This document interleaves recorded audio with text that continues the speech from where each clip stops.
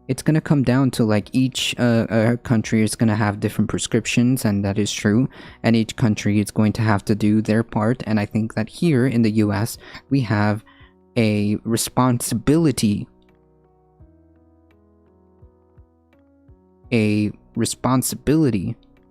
to really step it up and to really provide palpable plans and palpable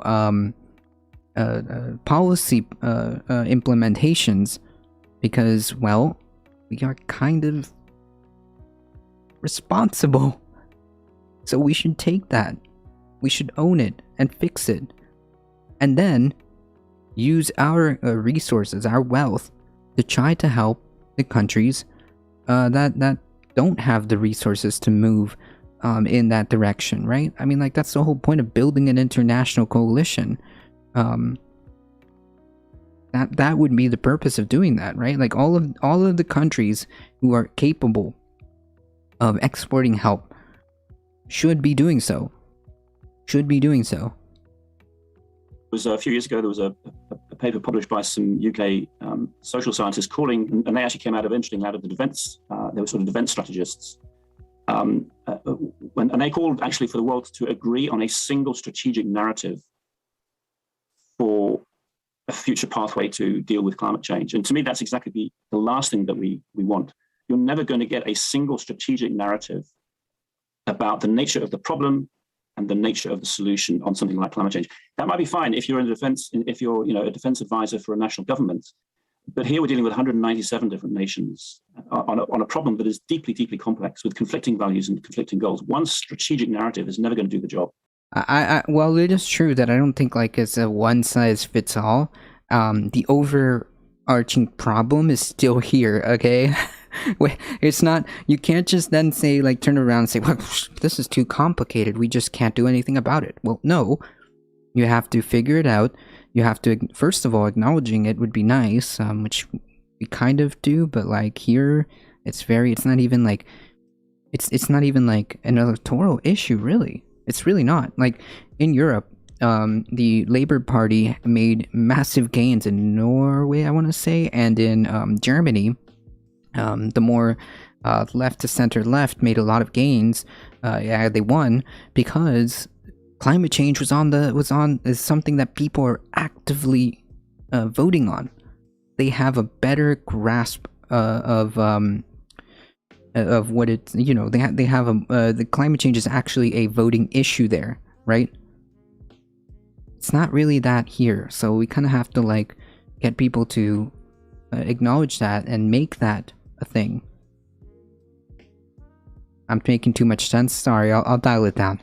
Well, doesn't it also, I guess, obscure the power relationships as well? I mean, I heard maybe yesterday that the continent of Africa produces something like 3% of global emissions, and yet they're going to bear the brunt of a lot of these climate catastrophes as well. So the thing that would stick out to me in terms of a significant concern would be a one-size-fits-all approach that, doubly harms poor nations, for example.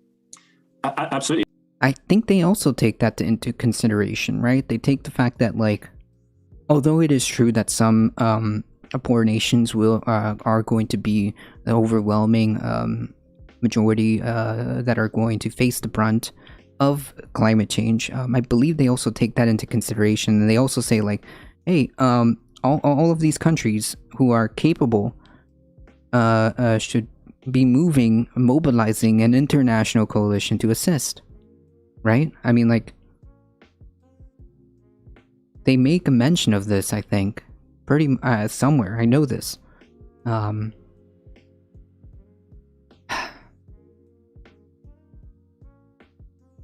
I mean, Africa is a good case in point here, where take one particular strategic policy initiative, which is divestment from oil, coal, and gas, particularly, so that's just, divesting certainly from future investments in new installed capacity. Now, that might make an awful lot of sense in some of the Western European nations.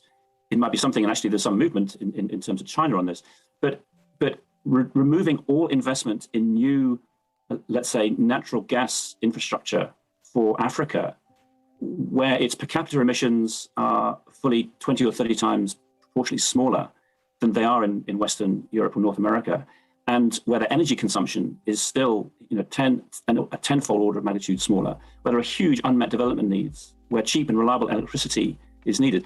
Applying that blanket divestment strategy in Africa not only seems ineffective, given how small the emissions are in any way in Africa, but also seems to cut across some natural justice here, where you've got over 1 billion Africans now, many of whom are living below what most Westerners would deem as a poverty line in terms of energy consumption and provision. So that is exactly the case, where a single strategy of divesting unilaterally, universally across the whole world from new oil and gas infrastructure would seem to me inappropriate, even if it might be appropriate in other world regions. So I want to just shift slightly to the question of why we disagree about in this country. I think I don't know, you tell me, you would have a better sense of this, in the United States anyways, that we are unique in the polarization around even the existence of climate change, or at least, what you could attribute it to at this True. point. Every couple. Oh man, true. There's we have a problem where first of all, there's a lot of a coordinated effort by oil and gas and things like that to make sure that everything is dampened, muddying the waters, lobbying and all this other stuff to give a perception that there are legitimately two sides to this, and people somehow have fallen into this like false dichotomy. Well, years. There's like sort of these concessions. Well, it's happening, but it's it's God's plan. It's not. And I think the United States is fairly unique, at least in terms of degree of polarization on that question. If as a world, and I think it makes I think it's pretty easy to see why, at least we might have different interpretations of how we should respond to it based upon all the factors you've just been talking about. Why is it that we have this level of polarization about climate change? And can you compare and contrast it to the extent that there is disagreement about the idea of climate change? Obviously, how to respond to it is a function of a lot of different factors you talk about in terms of politics. But the mere existence of the problem, can you compare and contrast like where the United States sits maybe in the UK sits relative to the rest of the world, and why we are so uniquely polarized about this? Because I think you're always bizarre. It's always bizarre to me. The oil and gas interests here. Although I'm sure that contributes some, but. Well, yeah, sorry, maybe I should expand that if you want me to. It's not just the oil and gas industry.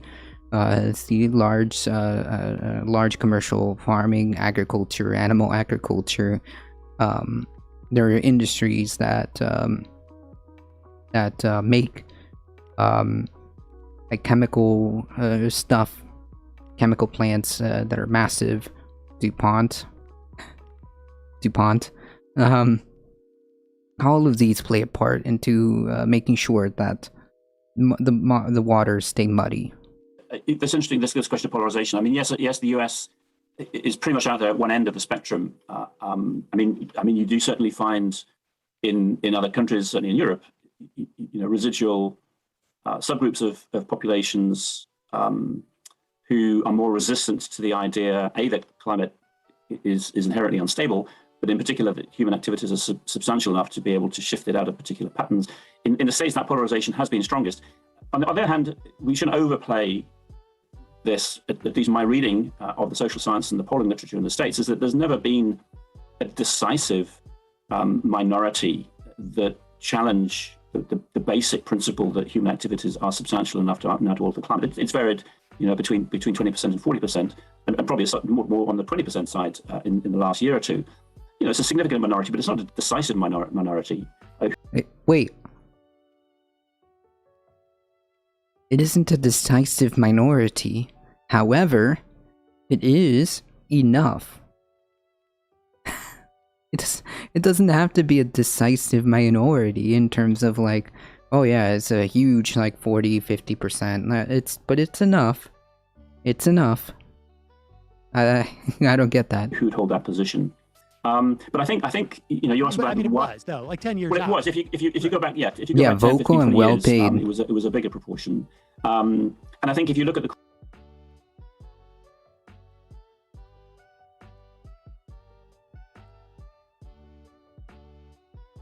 Yes, thank you, Kalo. I just saw that. Sorry.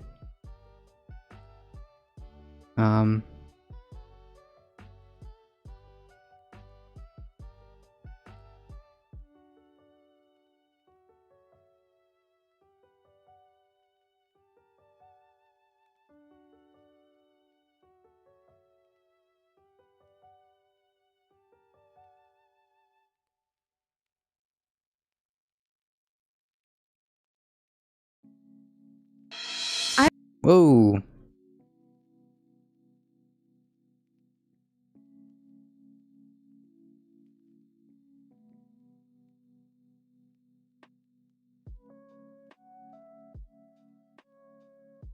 On Joe Rogan's podcast, climate change.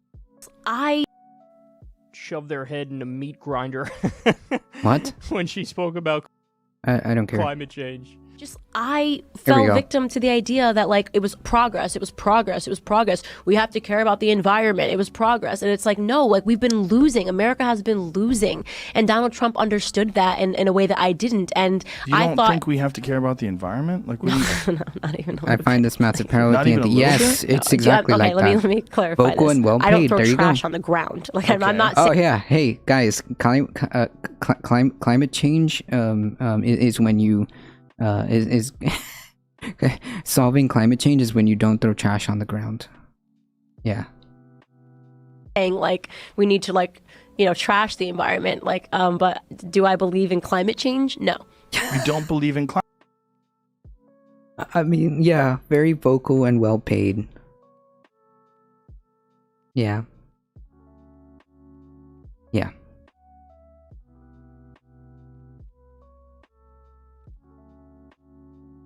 Exactly. Climate change. Well, I think the climate always changes, I guess is what I should say. Do I believe that this is like, an issue that is being, that is global warming, which they've changed conveniently. They got rid of the word once scientists started disproving it. Now they only say climate change. No. All right. Yeah, this is getting frustrating. So like, this is exactly the problem, right? The talking points. The talking points are exactly what the oil, gas, and all these other big interests want want you to believe, right? It's like, oh, well, it's not a big deal, guys. Just don't throw trash on the floor. It's all good. It's not us. Don't look over here. But yeah, don't throw trash on the floor. The climate always kind of changes. Don't be an alarmist. Yeah, like all of this are just like tropes or talking points from like the the climate change denial groups, right? And like I had a Thindera Kalo of the folks who hang out a lot in the MR chat. Do you remember yesterday the absolute clown yesterday in chat who was trying, yeah, we still get snow, checkmate, was trying to say things and use essentially the rhetoric of climate change denial by saying, oh, you alarmist and stuff like that. Like, this is exactly the type of stuff that that these folks push, and it works. It works. This is a know nothing airhead. Yep. Yeah. Yep. I mean, like, she doesn't believe in anything, I don't think. She doesn't believe in anything. She's just whatever she's paid to say is what she's going to push, I think. Oh no, it got really good, Kyle Marks, because then we got into it in DMs. It got really good. And then he blocked me once I pushed him. Once I pinned him down, he blocked me.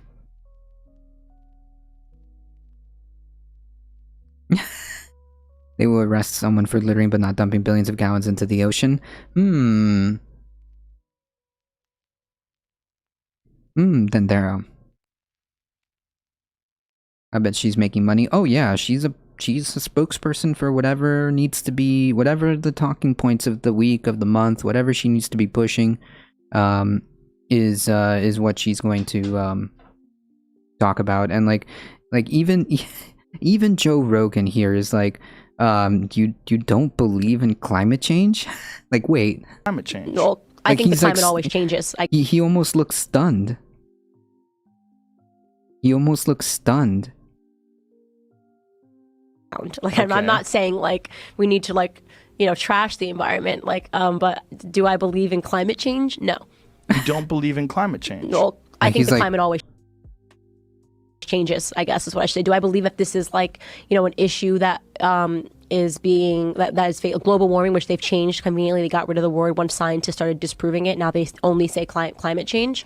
No, I think that was just a way to extract dollars from Americans. I don't at all believe they had no actionable plan. It was great for Trump to get out of that deal. It was terrible. Okay, but this is an incredibly complicated subject. Right. And if you would have to talk to a bunch of different scientists Right. and see how they gather data and see what they understand about CO2 levels and what's the danger of them Right. and what can combat it and what could not. Have you done all this? Or No, do you so I take think- this? Wait, it's like, yeah, look, I'm just like a UFC meathead, but this is kind of like a subject that's like above, way over my head. I mean, have you even bothered to talk to a climate scientist? Have you bothered to maybe just do like a little bit, like an intention, like research, like just a little bit?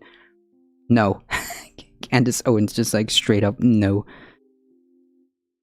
Flippant opinion No, based listen, on the party line. this wouldn't be the hill I died See, and he calls her out for it too. He's like, this is a flippant opinion along party lines. He knows that. on, right? But it's not about part. I just genuinely, I've read a ton about it, but What I have would you not read? be able to. I would not be able to come to you and say like, this is my strong opinion. But here's like the easiest way to say this, right? Okay. The fact that there is a disparity in the science community about whether or not it's real is No. enough to. Very little. Yep. Very little disparity. Most scientists, the vast majority agree that human beings are negatively affecting The climate vast, change. like, holy yikes. Like, Joe Rogan is correct here.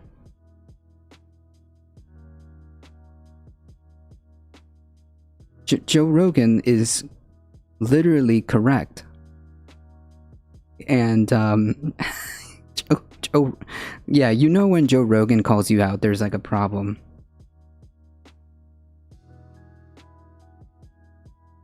Come on.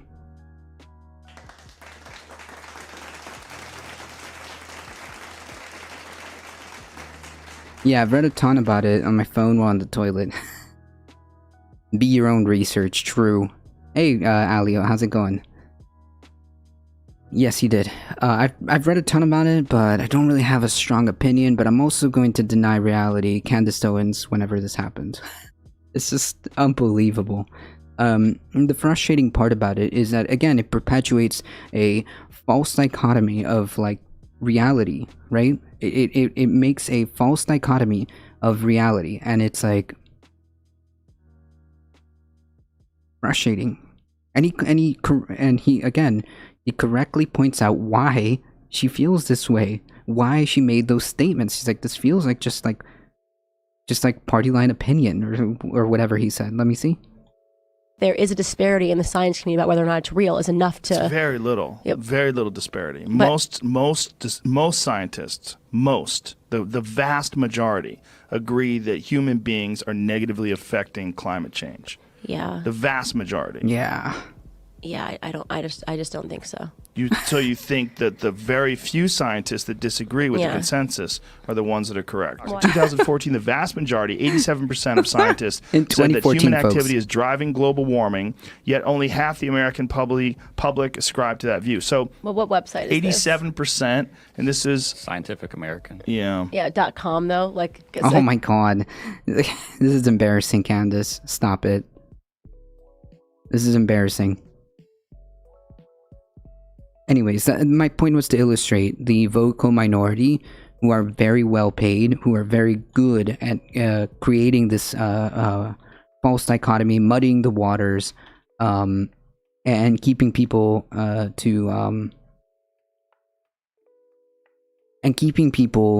kind of like and keeping people kind of like guessing or off base, right? But big money behind wrong science speaks loud. True. It can. But that will never supersede the consensus of whatever conclusion, right? That's the whole point. Like, you're never gonna have a 100% consensus, but you should then be like, well, wait a minute. There's like this one doctor is like saying that cigarettes are good. Huh? That's really weird. Why is it that like the majority of doctors are saying it causes cancer, but like this guy keeps on going on TV and saying that it's good? They're not even good at it. That just fills up the broadcast time with vacuous talking points. Yeah, and but it still does. It still functions, Dustin. It still functions to do its purpose, which is to muddy the waters, and that's that. Yeah, what is it? A .com website? When somebody claims they've read a lot about something, I would immediately be suspect. Anyone who has read a lot about something will say, I've read enough to know that I do not know everything, so my opinion is based on this limited knowledge, or they would just speak with confidence and cite their sources. True, but she couldn't do any of that because she hasn't read anything about it. She was told to have these certain opinions and make sure that she is staunch about X, Y, or Z, because she is a very, very handsomely paid spokesperson. And that's what she's there to do. She has no like real positions. She's just whatever it is that needs to be spoken about. I've read a lot about this. What Scientific America? Yeah, you're true. Wait, that's a great point. Wait, yeah, I've read a lot about this. I did my research. Wait, what's Scientific America again? Yeah, okay, Candace. Okie dokie. Causes, yes, undoubtedly, there are. Anyways, my whole point was to illustrate the vocal minority and how how they are effective at kind of continuing to muddy the waters. It's just a lie. I remember being this person in 2008. I was lazy and I just assumed other people were lying as well, so I thought I was justifying and lying about how much work I had done. Yeah, and I feel like there's people who there's people who still I believe that the person I was having an exchange with is something to that effect. Because I mean, like, the person like that I was having a argument with, I pinned him down on a blatant lie, and unable to recognize that, they ended up just blocking me, which is great. But I think you're right, sourcing. There's truth to that. Yeah. Like, I think that person that I was having an exchange with just couldn't deal with the fact that like he was being pinned down on, or they were being pinned down on a lie. There's been mischief caused by incumbent fossil fuel interests in the United States, but the United States isn't unique in that regard. I mean, many other countries have got powerful fossil interests that would seek to defend their industrial position. But undoubtedly in the past that has been important in America. But that to me doesn't explain the whole story. And I think one also has to look. That's right, Pat. At questions about religious values and religious narratives. The sort of cosmologies, if you will, that people hold about how, how did this world come into being? What sort of duties and responsibilities do individuals have? And if we look at religious values, then we can apply that lens, if you like, in other world regions too. If one looks at Islam or at Buddhism or at forms of Christianity, these are very powerful influences on how people make sense of their experiences. True. Of the world around them, and what sort of agency they frustrating, but it's true. Themselves, as opposed to their gods or to their divinity. So I think there's a religious dimension to this, but there's also, the vast majority of scientists agree that my cat is very fluffy, and that makes me happy. British. Somebody said cat. Hold on. Geographer.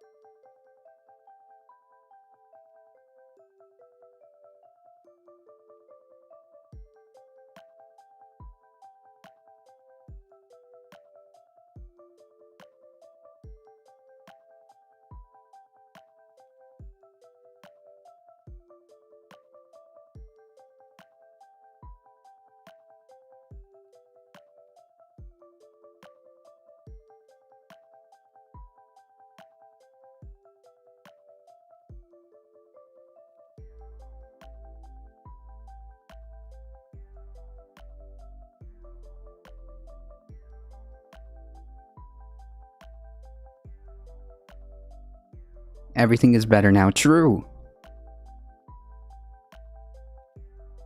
I was listening to it in the background yesterday, and I did check chat once, and I saw them going after someone. Yeah.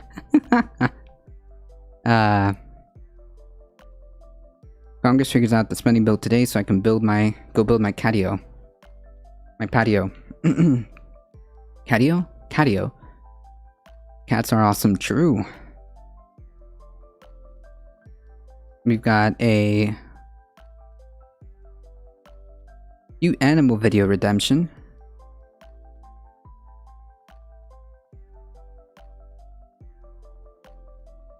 You just convinced me to try to build a better at capitalizing with the start of my sentences. I just kind of like read it. Oh, we've got 2 animal videos. Okay.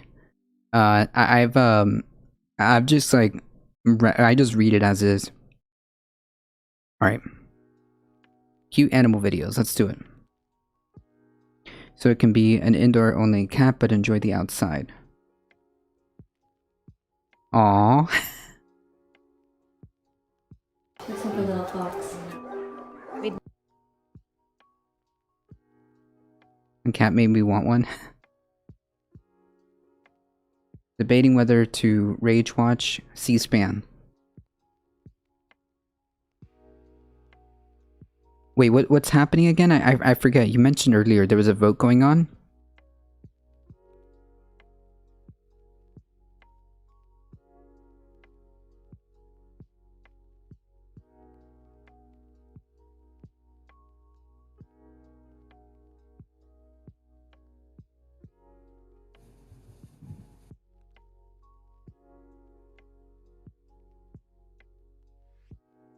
Kids were playing in the riverbed, and he came. The kids were playing in the riverbed, and he came up to them. I yell at the TV.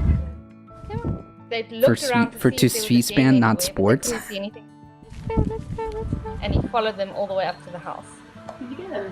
So then that's when they realized that there was a problem, that the mom was gone. You found it.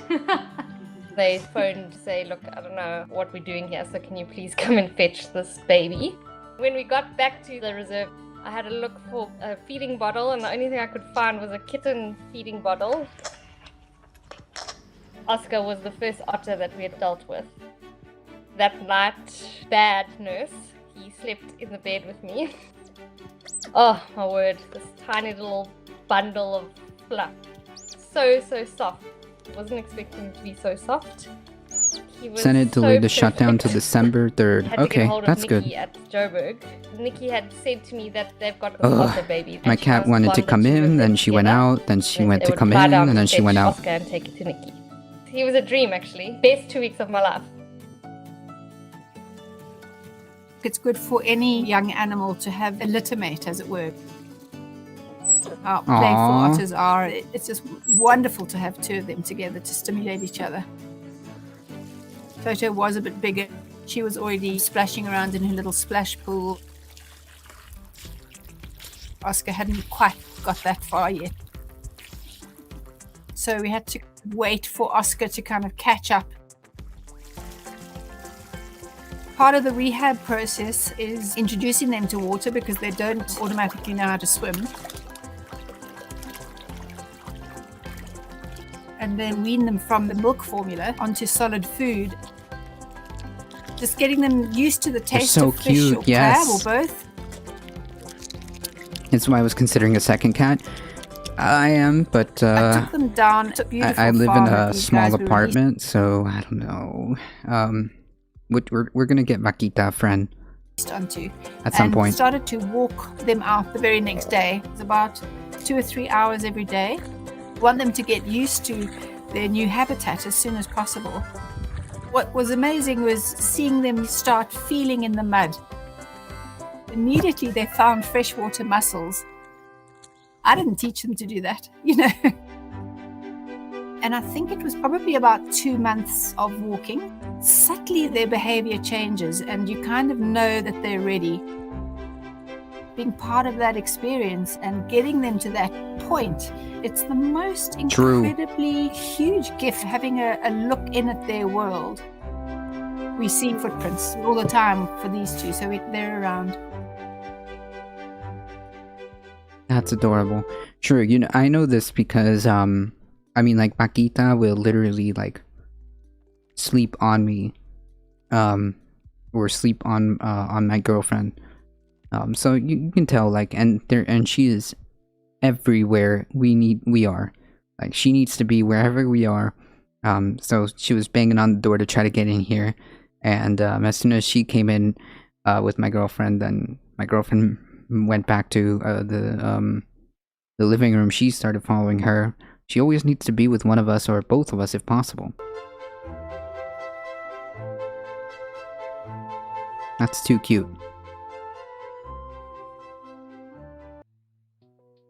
Too cute.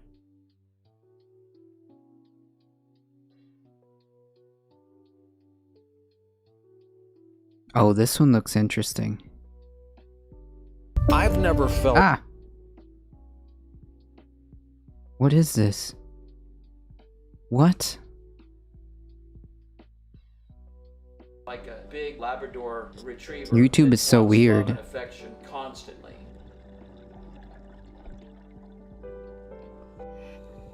I have an epileptic blue nose. Kitty cat? Giant. It was in late 2001 when she first started showing up at Tiger Beach. It's 20 years. My relationship with Emma has grown exponentially every time I've been able to remove a hook. And so far, there's been 4 hooks. That's so messed up. January of 2020 was the last time that I was able to interact with Emma, not realizing the pandemic would actually stop me from experiencing these encounters with her. I had absolutely no idea that sharks were affectionate creatures. A shark that I named Captain Ron swam into the area with a hook through its jaw, and I got this crazy idea. Oh, it's a pity? I could gain a sense of trust with the shark so I could remove the hook. Our neighbor has a pit bull named or I think it's half-breed pit bull, I'm not sure. Named Brave, and he's pretty chill. He's very nice. Removing the hook was a game-changer moment for me. These are, without question, sentient creatures that thrive on affection, which they've never had before. These beautiful creatures want absolutely nothing to do with us as a food source. True. The anticipation of having a reunion with sharks kill about 12 humans a year. Humans kill 11,000 sharks per hour. Yikes. We were there in the Bahamas, and unfortunately she didn't show up. But I was actually taking a break when somebody screamed, "Emma is here!" which woke me up. I'm down there, and all of a sudden I see a tiger shark coming from in the distance, and I could tell that it was Emma. The sharks can tell different boats apart, so I think she could tell that it was the shearwater there. But she stopped like, "Hey, where's my friend? Where's Jim at?" I just got so excited to see her. I proceeded to get into the water and have this beautiful reunion. She was the same exact shark that I've known all this time. Yeah, that's a good point. Wait, why are people always surprised? Like, wow, animals have feelings. Like, yeah, duh, they're sentient beings. Shark fin soup is horrific. Yes. What they do to those poor sharks, they take their fins away and leave them alive.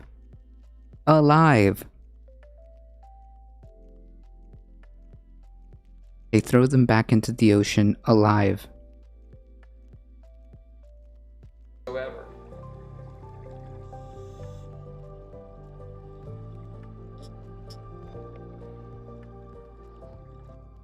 I don't think there's another shark that even... Right, they're not alive for long, but like the fact that they just like cut their fins off and then just throw them back alive, it's just a horrible death.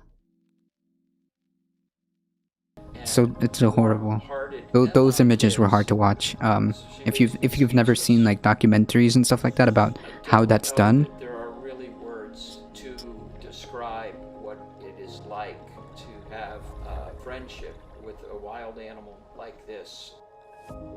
it's extreme joy, heartwarming, almost tearful. I feel terrible that I used to like fishing.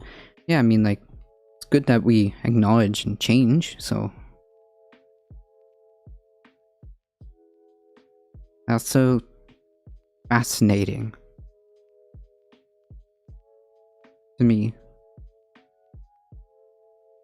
I should be reticent in commenting too deeply on American historical cultures, but there's a certain sense, I think, about the American story, or the story of the American nation that plays in here.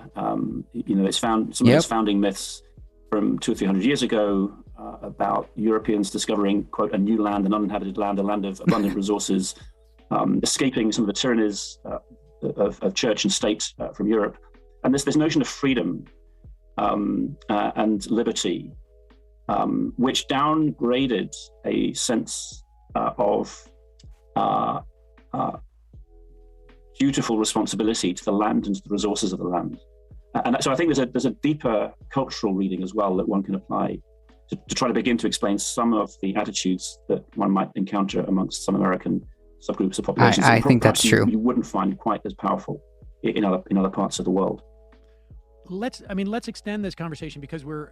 I would almost say that it's kind of like parallel to how we're dealing with COVID, isn't it? It's kind of parallel to that. Think about it. I'm not convinced that on some level, some of the climate change denial in this country has been supplanted in some way. Whatever it is that, the energy for that climate change denial has been supplanted in some way. And maybe even the alarm of climate change, broadly speaking, has been supplanted by the pandemic. We're just hitting sort of the vaccine mandates are starting to come online in this country. And we're seeing them. They seem to be doing actually fairly well, but we have the lowest vaccination rate in the Western world. And we were ahead. We got out the gate quicker, but what are the similarities in terms of the dynamic that climate change denial, and which, like you say, has diminished now in this country. Still, we're doing better than the rest of the world in climate change denial, I would imagine. Have you all got to attend class? Thank you so much for stopping by, Memo. Appreciate that. Than the rest of the world in COVID denial in one form or another, which is going to be the opportunity to say we're number one. So. Well, I think there is a connection there. I'm not sure I'm fully competent to be able to disentangle what connects these things. Well, we're number one, all right. But I certainly would want to start off that attempt at disentangling by coming down to the way in the trust that population groups have in particular state institutions. Memo. Level. Science, if we take science, if we want to take science as the connecting thing here, to what extent do Americans trust climate scientists that humans really are changing the climate? To what extent do Americans trust virologists that these vaccines really do protect you against a virus that can potentially be damaging to your health? Trust in science as an institution then becomes... Yeah, I think this is like I said, it's a pretty good parallel. And a glimpse of how we're gonna deal with this, right? It's a good glimpse. Becomes critical, and science as an institution is heavily funded and mandated by state institutions, by the federal government, and by the institutions around the federal government that validate and approve, for example, approving vaccines. These are state-based institutions, and science doesn't, if you like, people's trust in science doesn't stand and fall simply on the credibility of an individual scientist or the extent to which an individual piece of scientific research has followed a certain methodology. People's trust in science rises and falls on the much broader question about whether people trust the institutions that govern, fund, mandate, regulate science. And I think, here America suffers, and has increasingly suffered over the last couple of 2 or 3 decades, as for a variety of reasons, people's trust in federal state institutions has diminished in a much greater way than it has, let's say, in Western Europe. I think that's true. I think there's a point to that, and I think that to a small degree, to a degree, it is true that there's reasons why people's trust has diminished in the institutions. But I think that they have taken that and then just ran into another alternate universe, right? Like, and I think this is coming from a place of like, man, for decades, the government that we elected consistently just keeps shafting the working class, consistently keeps moving more and more to borderline, if not outright oligarchy, and more caters to the wealthy, more and more caters to multinational corporations and things like this. And then people kind of like take that, and then say, well, everything the government does is bad, and there's no reason to trust the government in any way, shape, or form. And it's like, well, it's okay to be skeptical, but it's also, you also must be reasonable, right? At what point, do we say like, well, I don't know about this, but and then there's another where there's just an overwhelming plethora of evidence, not just here but internationally, to show that climate change is real, and that climate change requires X, Y, and Z, and an international coalition of 14,000 scientists, decades of data. I don't know. You just can't really beat that. But I could see how we got here, right? I could see how we got here. It's just people should be critical and understand that a certain level of skepticism, healthy skepticism, is okay, but you can't just take it off and run into the next alternate realities, right? How would science be funded if not by the government? If it's funded by private industry, climate change would never be a thing. Teflon would still be on everything and dumped wherever they want. Yeah, I mean, like, and there is a huge part of funding that does come from the federal government. There's a human psychological trait that is encouraged by capitalism, social media, news broadcasts, and cynical fame hunters. Now, there is a thought. There is a human psychological trait that is encouraged by capitalism. There's the thought. And indeed, probably it would do if one did a similar survey in some of the developing countries or the emerging nations. Although there are exceptions here as well. Brazil would be an interesting counterpoint, actually, to apply this analysis to. So Americans, have a low degree of trust in their federal state institutions, and that plays out in low degrees of trust in science. And whether this is cause and effect. Yeah, like I said, they take this like lack of trust that was lack of trust in government, which there is truth to the fact that government has failed to address some of the fundamental problems for decades and decades, but that that shouldn't translate into just outright removing yourself from reality, right? I mean, there are lines. And chicken and egg, but it's probably not helped. Again, my reading from the other side of the Atlantic is a few years ago. Yeah, I agree.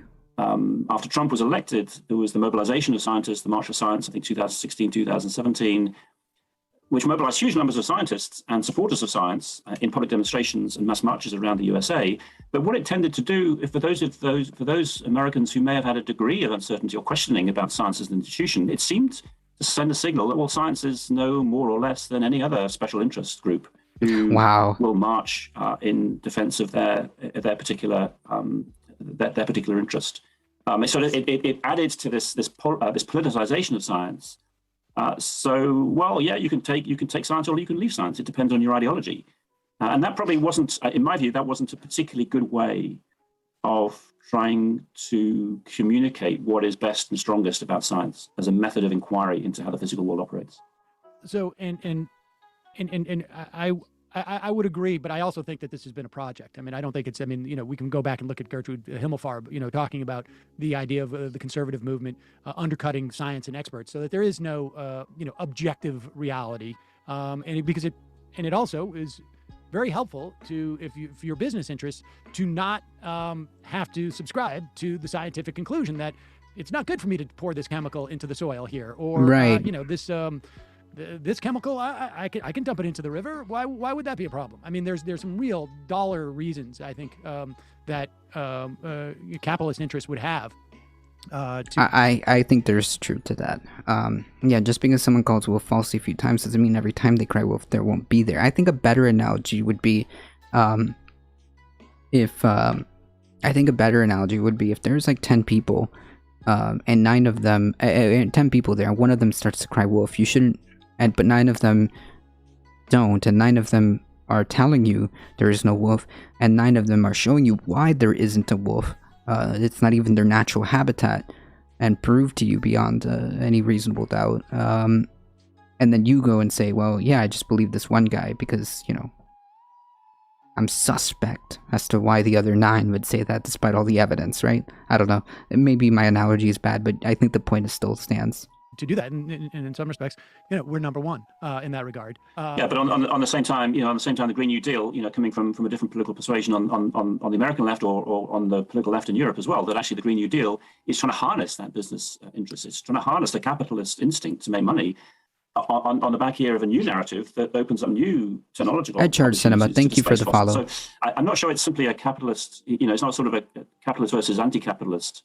My sense is type story. That Green New Deal response is a capitulation, at least, to speak the language that is spoken to.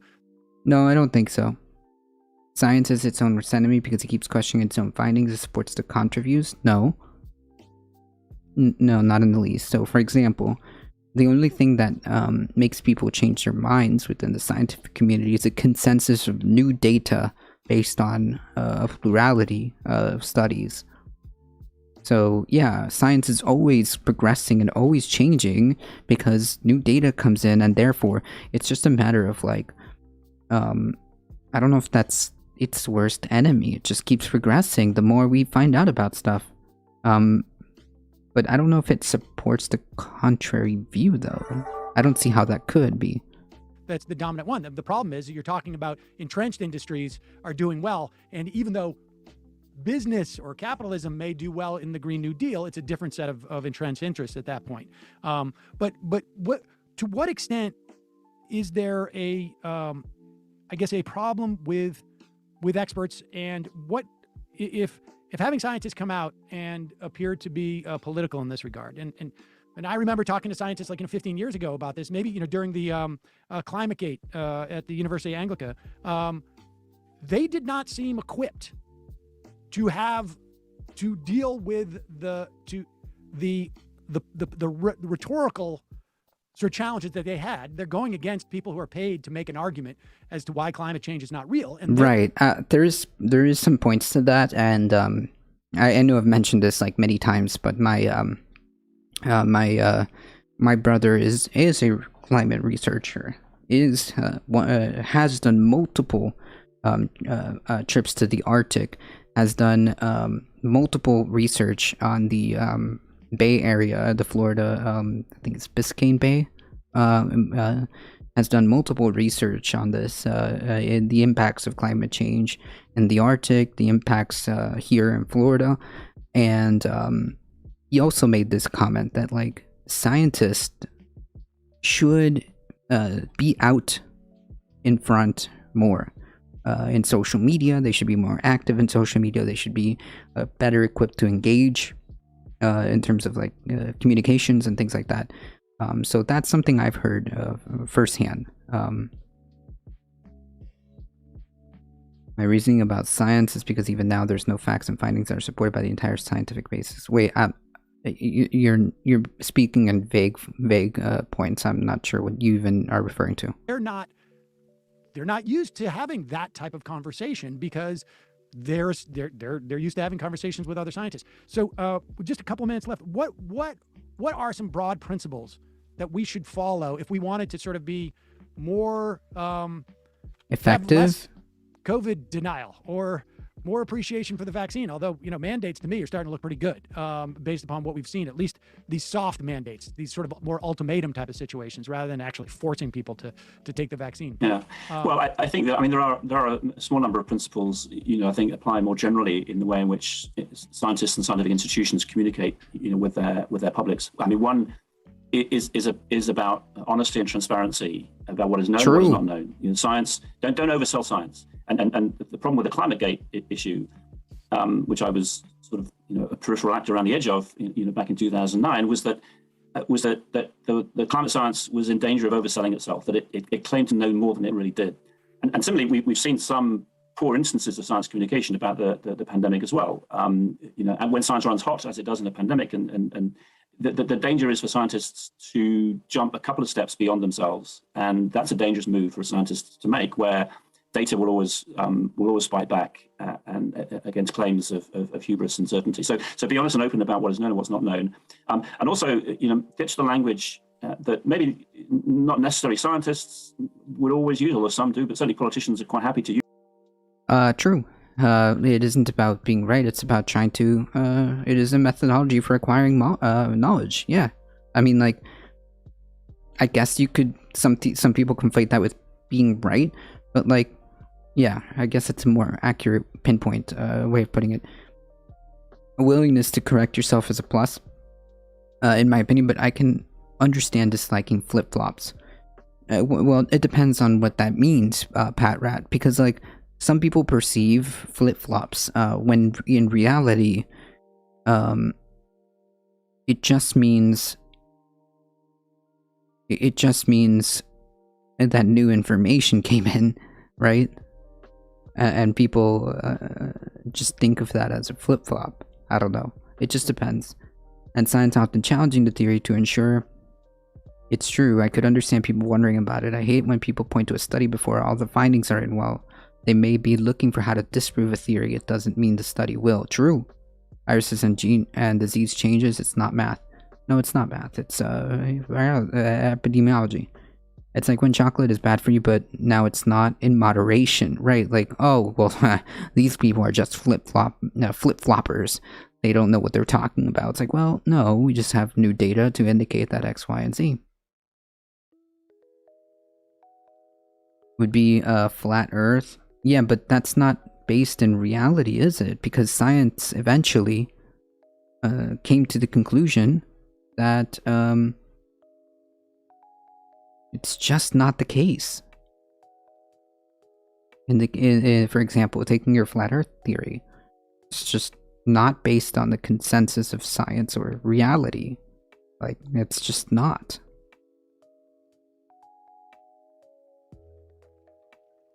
Use this and very rarely get pulled up on it.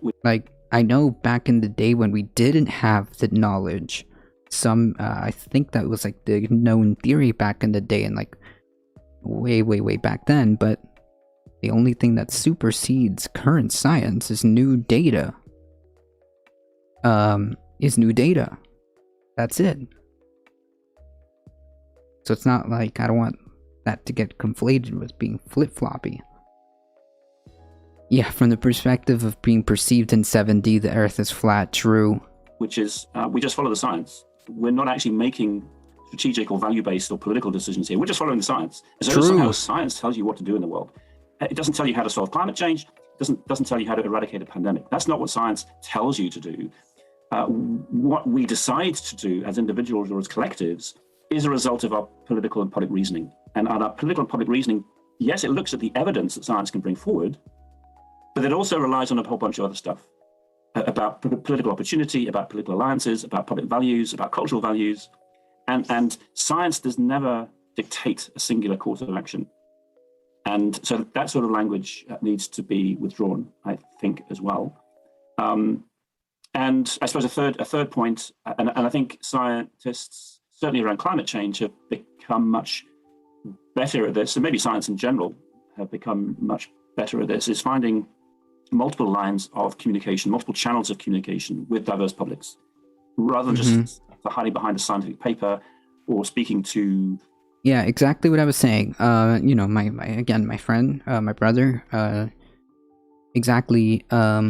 Exactly that. He feels like these folks, including himself, should be better at approaching the public, should be better at having these conversations and being more active when it comes to social media and things like this, right?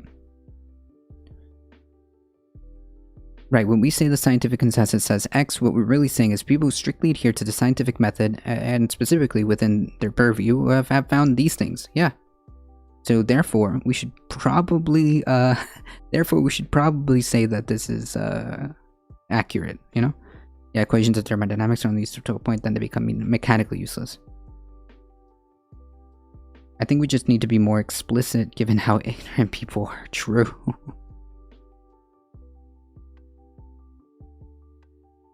I don't blame people that are interested in doing research, hard research, not being interested in dealing with debate lords. Yeah, yeah, true. True.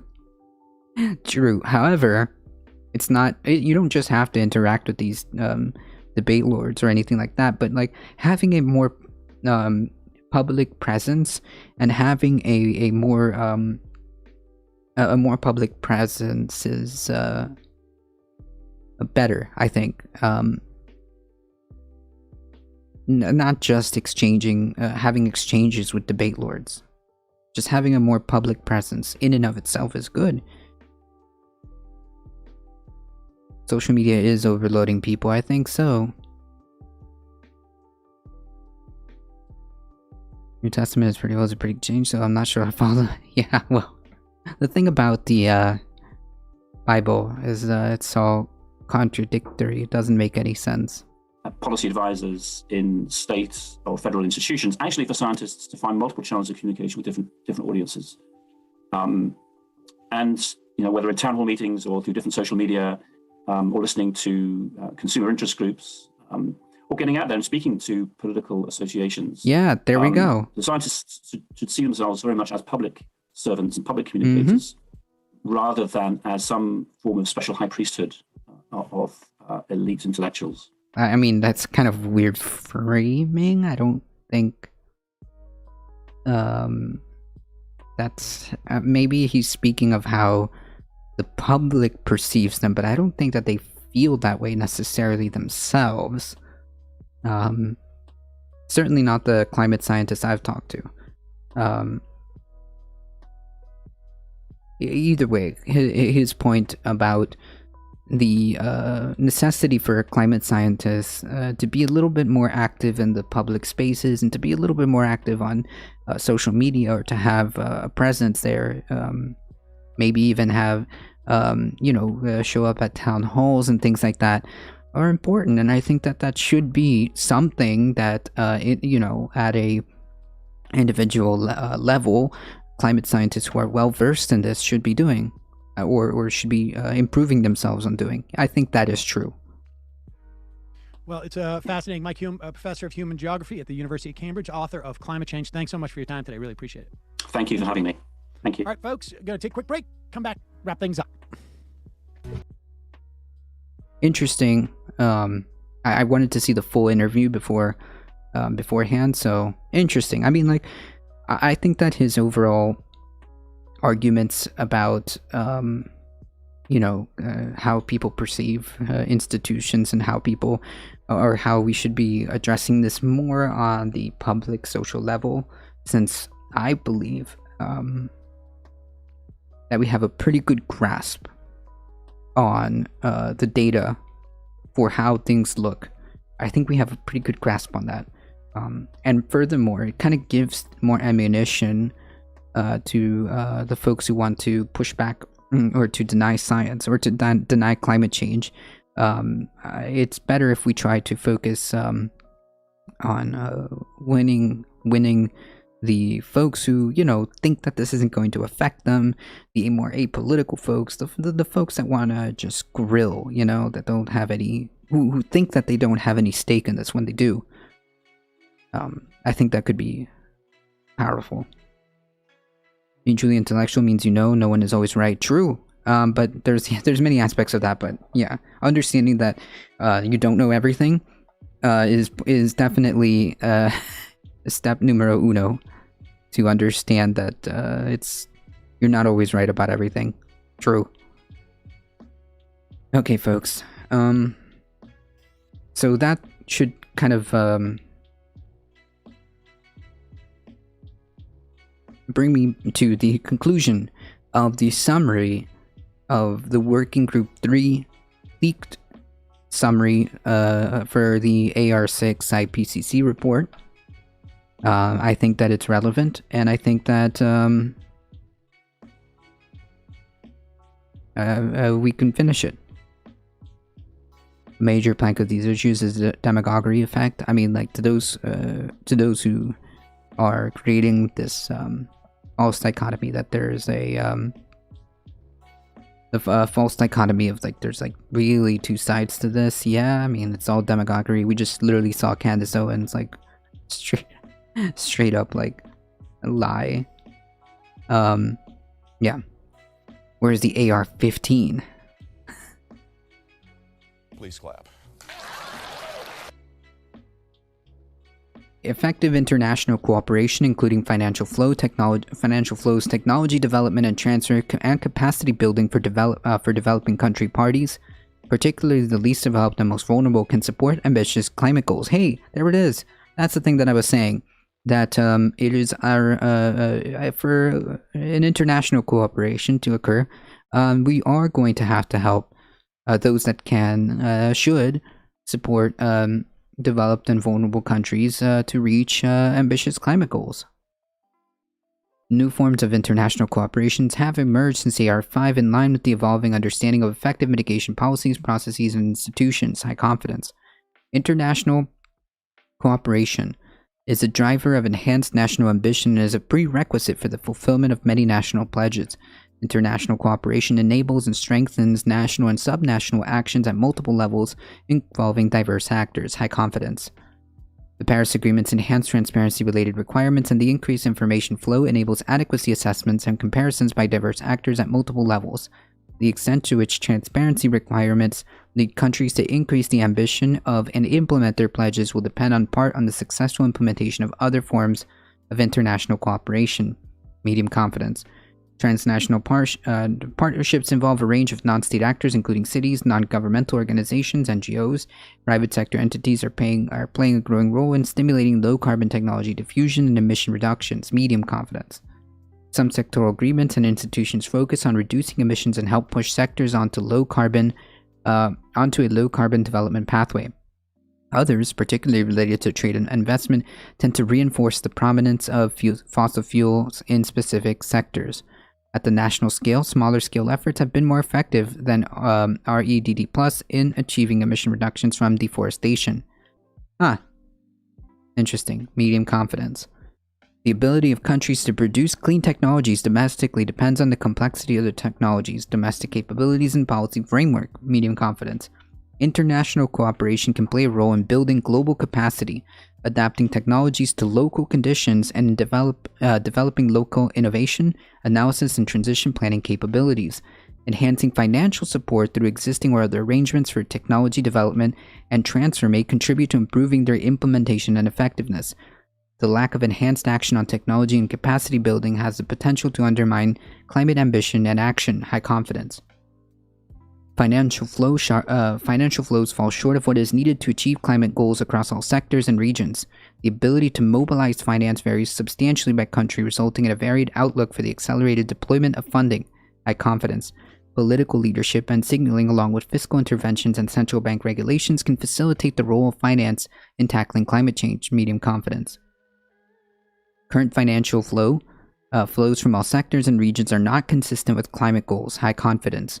In particular, the international climate finance flows are not on track to meet goals established under the UNFCCC, including mobilization by 2020 of $100 billion per year and progression beyond previous efforts.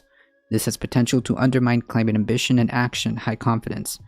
Near-term barriers to increased funding include rising levels of income inequality, macroeconomic uncertainty, mismatch between capital and investment needs, and bias towards investing in domestic markets. Substantially increased levels of credible public substantially increased levels of credible public finance commitments are a crucial element of just transition. High confidence. COVID-19 is exacerbating national differences in terms of fiscal headroom and the ability to tap capital markets, and is burdening many developing countries. True. A strong alignment of COVID-19 recovery packages with climate targets has the potential to address financial needs efficiently and reduce lock-in effects. This reduces the burden for taxpayers in the midterm. High confidence. Misalignment bears a substantial risk of an increase in stranded assets. So in other words, again, this is all like, it could be summarized as an ounce of the, an ounce of prevention is worth more than a pound of the cure. The more we mobilize to try to address this now, the more we mobilize to address this now, the more the burden is reduced down the line. Aligning financial sector and real economy regulations will facilitate an accelerated transformation of the financial sector. Relying only on financial sector regulations and the financial sector own initiatives is unlikely to result in substantial progress in the short term. Medium confidence. Yikes.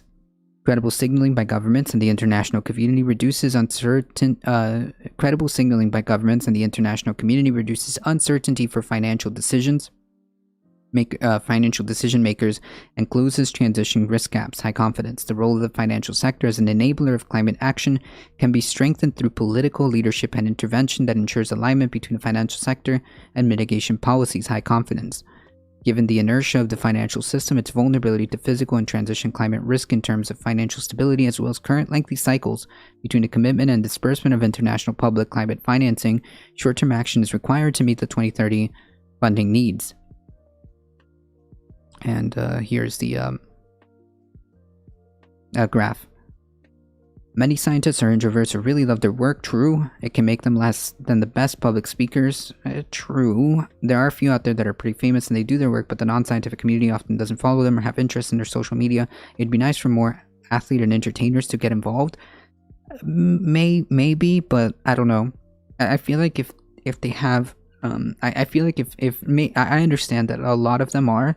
But if we can kind of work on that, I think it would be better. You know, like I said, my own brother says this, and it's like even he tries to do better. You know, sounds like saying Republican votes for business majority affected this in the negative.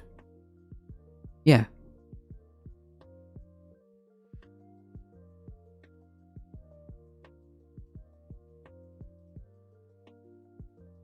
The development, deployment, and transfer of climate technologies can help achieve climate and sustainable development goals synergistically. Achieving this potential entails taking a system perspective covering socio-economic, environmental, financial, institutional, infrastructural, capacity, and behavioral dimensions of technological change. High confidence. True. Which is what the guy was talking about. But again, like, this report explicitly acknowledges that that's a thing. Technology can contribute to decoupling growth in human well-being.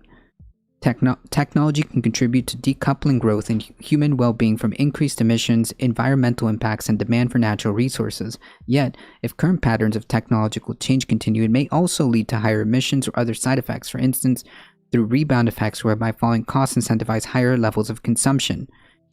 So yeah, I mean, like, this kind of falls in line with the idea of planned obsolescence and all of these, like,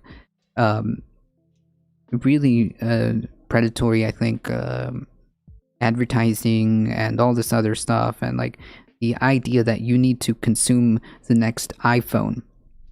And here's the catch: the next iPhone, you're going to have to buy an extra dongle to do this, that, or the next charger is incompatible, so you have to throw that out. You can't actually fix your iPhone.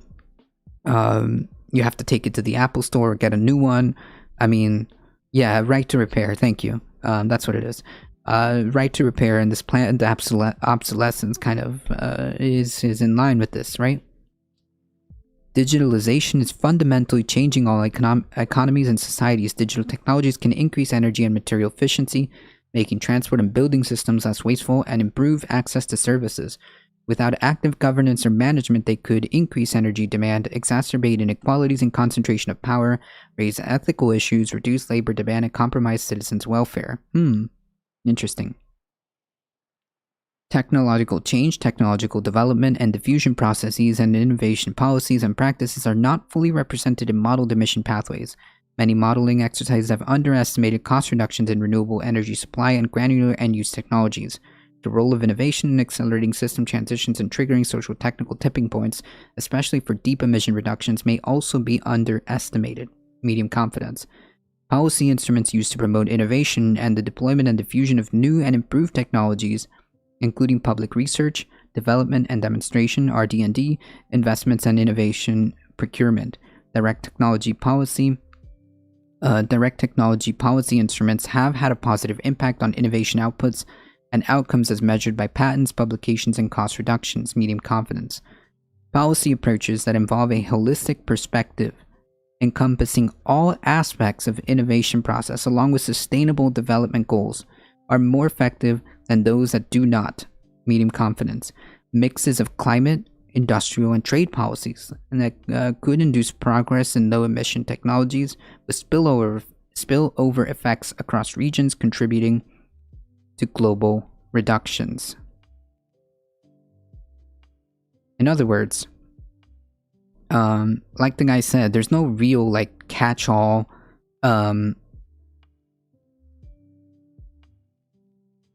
there's no real one-size-fits-all solution to this. And I think that was the TLDR of this summary. I think that's the TLDR of the summary. And the idea of just relying on a single solution is naive and is not going to be sufficient. There's a lot of factors and a lot of variables at play here that need to be addressed simultaneously. I mean, that's it.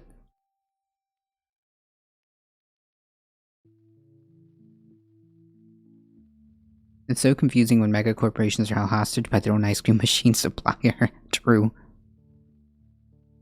Planned obsolescence was a planned change to ensure the economy didn't collapse. I thought it was just like a natural progression of how capitalism is. I mean, I think that's just par for the course. Capitalism needs to end the world to stay afloat. We designed an economy based on infinite growth on a finite planet. What could possibly go wrong? Yeah, something tells me that we should probably, and I know this may be a little bit on the radical side, we should probably reorganize our priorities and think about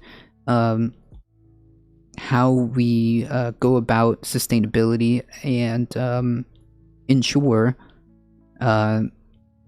that the next the generation and the generation afterwards isn't footing the bill for something they didn't do, you know?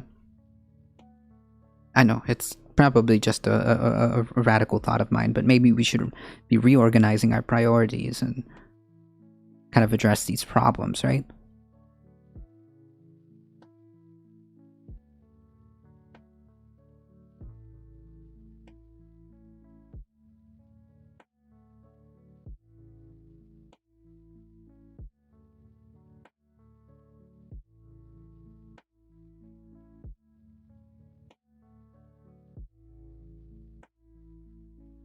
Alright folks, we did it. We got through the summary of the Working Group 3. We got through the summary of the Working Group 3 of the IPCC report. Hey Justin, how's it going? Been a bit, absolutely. Solutions? Gross, true.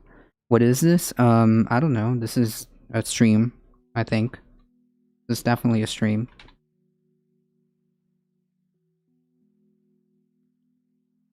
Check out incandescent light bulbs. They set a limit to how long they last so that they ensured they could sell more. Yeah. All of this like planned obsolescence to make sure it keeps going and going and going and going.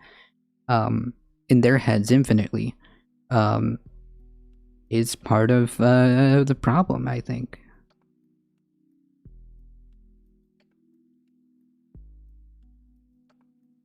is this live? I can neither confirm nor deny any of these statements. For all you know, this is just programmed responses that I have in case any chat asks a question. So for all you know, these are just like programmed responses, or not programmed responses, planned responses.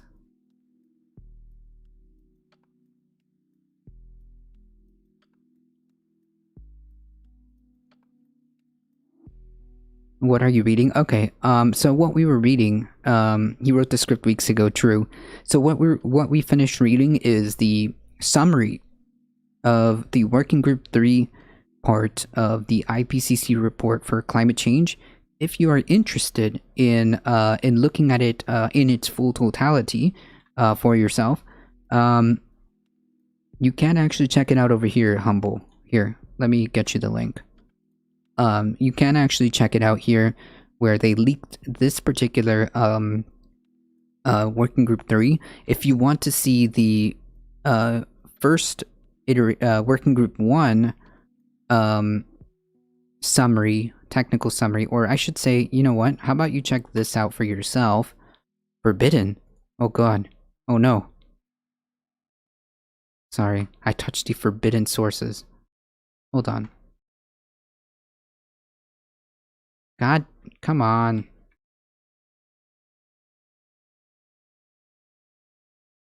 There we go. If you want to actually see the first working group and check out the actual full IPCC website, you are welcome to check this one out.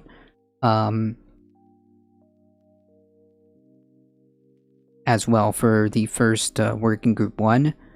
Let me see here. If you want to check out something really cool,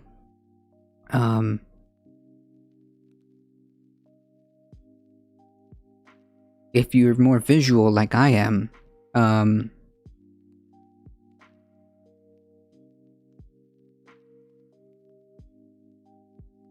if you want to check out something more visual, like I'm pretty sure I'm more visual learner myself, you can check out... Ooh, that's a long one. Sorry about that.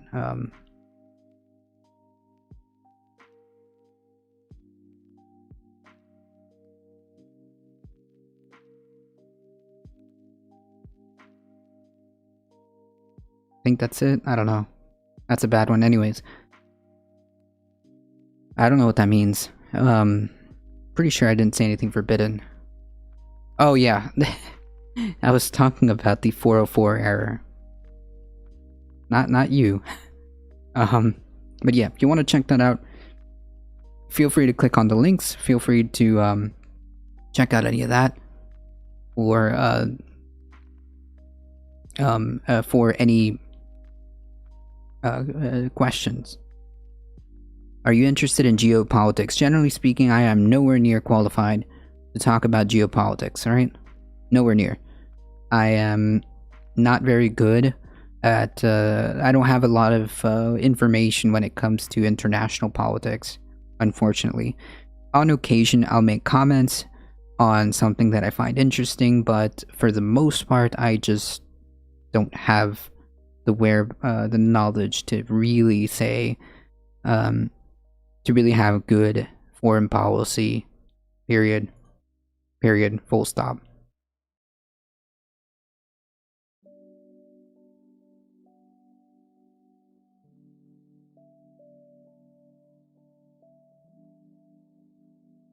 Alright folks, we did it.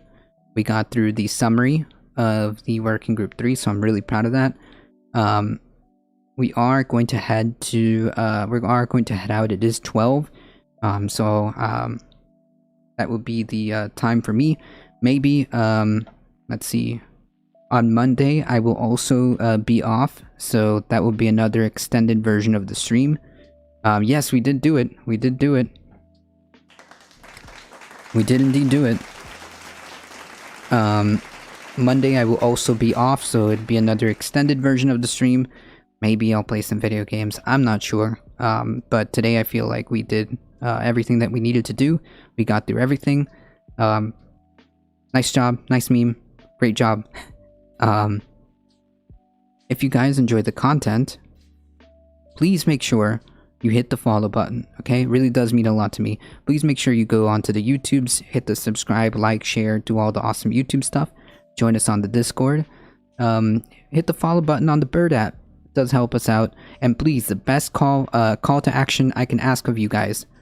Yes, thank you, Darknet. The best call to action that I can ask everybody here, okay, is to please spread the word far and wide that this is the chillest place to be.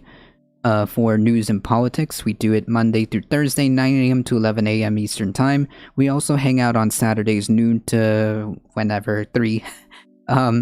Give 80 to your money's true. Or ban. Yeah. Money or ban, alright? I'm shaking everybody down.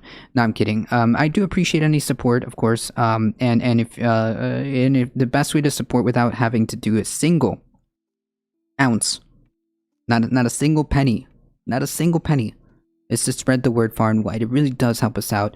But yes, if you wish to subscribe, throw biddies, that's awesome too. All of your support is much appreciated, and you guys are what makes this channel go. It is only indeed $5. I appreciate that. Thank you to all the new follows. Thank you, Head Charge Cinema. Thank you, Pixandros. Thank you, Rylan. Thank you, your gel, Mazuma, Jammies, all day. Thank you for the offline follows. Thank you so much, Ekolu, for the Prime subscription. I appreciate that. Thank you, Darknet. Thank you, Spread It Forward. As always, please stay safe. Please take care of each other. I love y'all, and I hope to see you guys in the next one. See ya. Smooth. I meant to press the button earlier, but that's okay. We did it. Yeah, let's do it, folks. I'm gonna head into I'm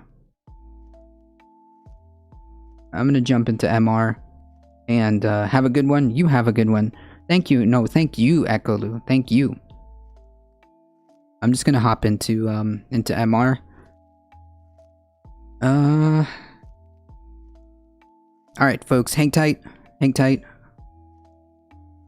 We're heading out in 5, 4, 3, 2, 1. Here we go.